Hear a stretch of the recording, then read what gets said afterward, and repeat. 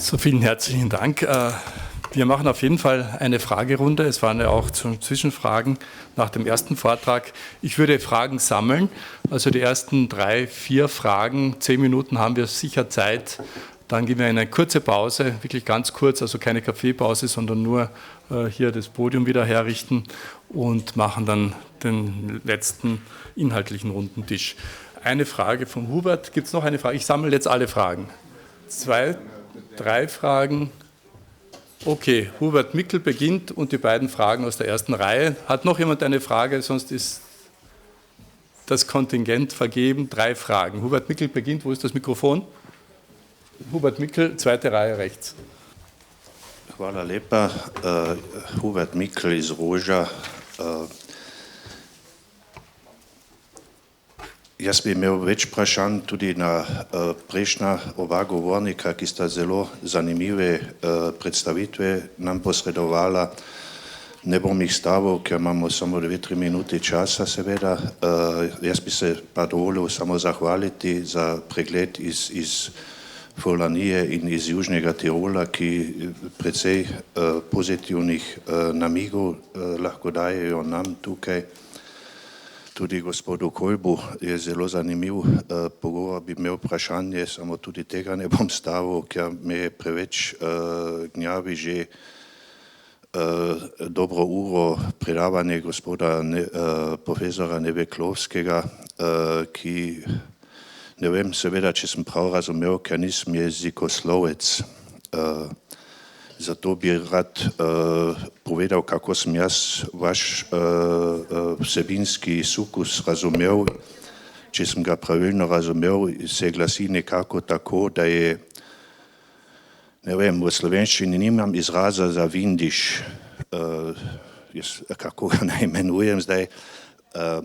Jaz bom uporabil zdaj vindiš, tako, če nikoli nisem uporabil tega izraza ne v moji materinščini, ki jo sem govoril z mojim očetom in z mojo mamo, sva govoriva sovin.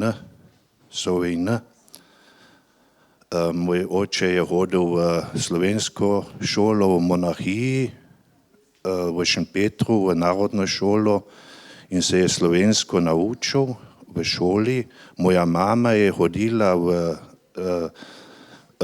Štendeštatu v šolo in se ni učila slovenščine. In je po vaši dikciji, tako rekoč moja mama, govori vindiš. Je govorila vindiš, ker je že pokojna, ne? Ker se slovenščine ni naučila v šoli, kot se tudi Nemci, Labotčani, Lavantalari učijo nemščine v šoli. Če bi se nemščine v šoli ne naučili, bi bili Lofentolari ali pa nemški vindišari, neverjetno, če vaši dikciji sledim, če sem jo prav razumel. Vindiš je po vašem, če sem prav razumel, prosim, so skupek slovanskih dialektov na Koroškem. Je tako rekoč vindiš. Če sem vašega predhodnika, gospoda Isačenka, dobro razumel, je on trdil, in to je tudi dosedaj bil mainstream, saj v mojem razumevanju, da je vindiš en dialekt slovenščine ali pa različni dialekti slovenščine. Tako je gospod Isačenko govoril v uradu zveznega kanclerja pred odstavko komisiji leta 1972, da je vindiš različni dialekti slovenščine. Ker če bi to ne bilo tako in bi vi imeli prav, in če sem vas prav razumel, sem jaz na pol vindiša, na pol slovensko govorim, ker sem imel srečo, da sem se v šoli slovensko naučil, ker drugače bi bil vindiš moj jezik, ki ga sedaj govorim. In to bi jaz prosil za da me popravite a je Isačenko imel prav? Bil je ni imel prav? Okay, danke. Die Frage wurde verstanden. Wir sammeln die Fragen. In der ersten Reihe gibt es noch 2 Fragen. Ja. Ja, wenn ich darf das sagen, Andrei Umek. Ich möchte etwas da ganz klar sagen. Sehen Sie, Deutsch und Slowenisch sind gleichfalls aus vielen Dialekten entstanden. Die waren in der Reformation formiert. Deutsch ist die Sprache des Luthers und Slowenisch ist die Sprache des Primož Trubars. Das ist eine, das muss man sehen. Wenn ich Sie fragen darf, ist Schweizerdeutsch Deutsch oder nicht? Ja. Ja, dann müssen Sie dann auch für Slowenisch die Konsequenzen ziehen. Und zweitens habe ich da eine Bemerkung. Sehen Sie, die Stämme, die heute slowenische Nation bilden, haben keinen südslawischen Ursprung. Die sind auf anderen Wege nach Süden gekommen als die Serben und Kroaten. Und wenn Sie schon wollen, ich werde nur ein Wort sagen, wo wir uns so viel unterscheiden, und das ist Feuer. Slowenisch Ogen und auf Kroatisch, Serbisch Vatra. Und die ganze slawische... Okay. Ne, Kroatisch ist Vatra. Jaz imam samo eno kratko pripombo, ko je gospod Nevehovski govoril o koroščini. Pa je pisal tam gor, cuk je pa žih ben bil. Moja tašča od žene, oziroma mama od žene, je iz Slovengradca. In ona je na slovenskem Koroškem ravno tako govorila, cuk je pa že beg bil. Zdaj bi bilo dobro koroščino v Sloveniji, našo koroščino, pa koroško v Avstriji združiti in mogoče enkrat eno predavanje o skupni koroščini imeti, ker vidim, da ni razlike.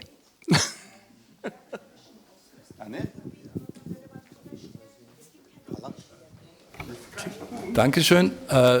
Beide oder alle 3, ein Kommentar und 2 Fragen gehen an Sie. Ja, ich werde auf Deutsch sprechen.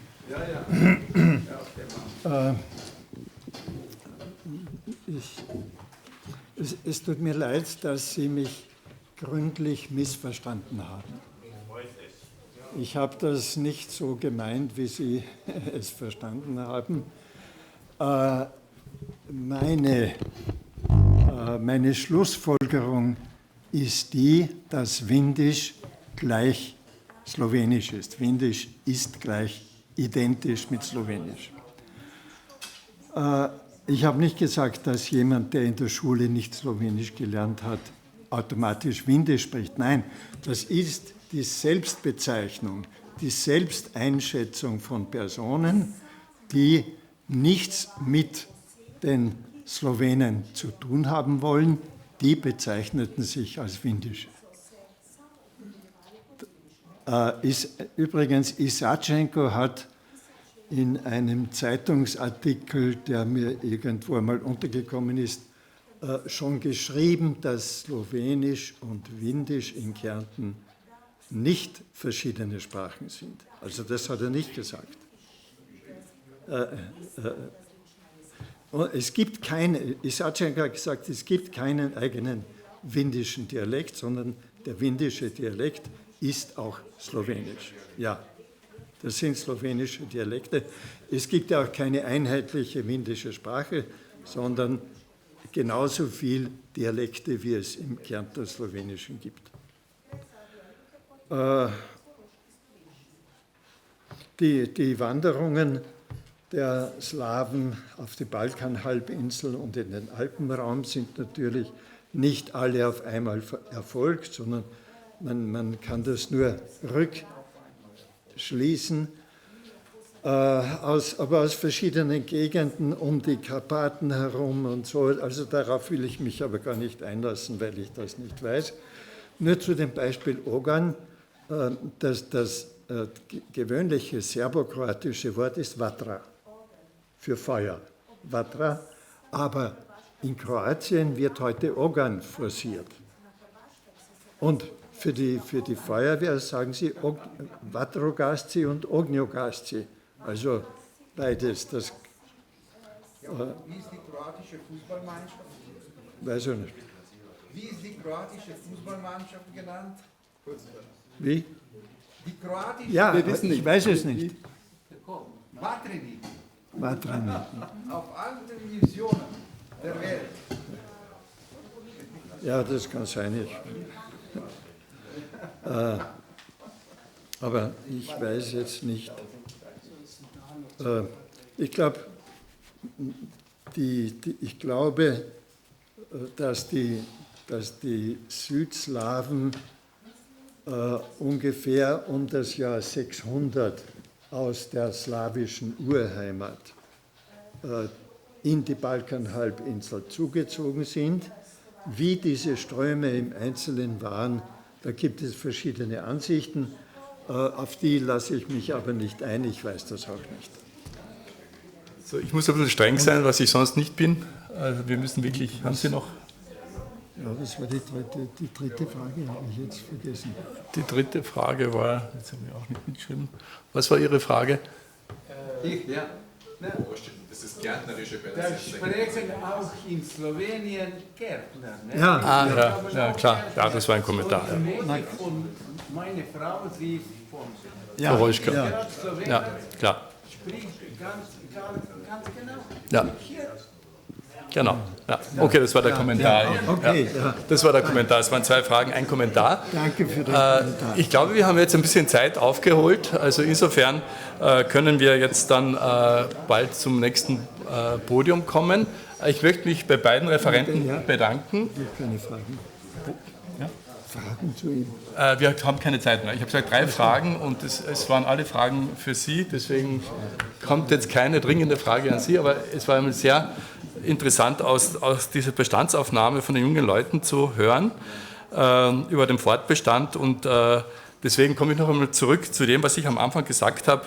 Auf welchen Status steht jetzt diese Minderheit? Also wenn wir jetzt am Schluss hinschauen, sind wir in der Bonität der Kärntner Slowenen auf AAA oder sind wir auf Ramsch-Niveau? Und da möchte ich abschließend zitieren Maja Hadalab, die ja dieses Buch jetzt Nachtfrauen herausgegeben hat. Und das ist kein Zitat aus dem Buch, aber Maja Hadalab hat das Buch schon präsentiert und auf die Frage der Zweisprachigkeit in Kärnten heute sagt Maja Hadalab, Zitat, wir sind aus diesem engen, politisch sehr strapaziösen Konflikt herausgekommen. Das heißt, er beschäftigt uns nicht ständig politisch und emotional, aber es ist so irgendwie unentschieden. Die Zukunft wird weisen, in welche Richtung es gehen wird. Zitat Ende. Dann hat sie noch eine zweite Frage bekommen. Kann man diesem Frieden momentan trauen? Antwort Maja Hadalab. Die Geschichte sollte einem zumindest skeptisch stimmen. Sie ist nämlich voller Illusionen, Verzweiflung, Gewalt und Sprachlosigkeit. Vielen Dank.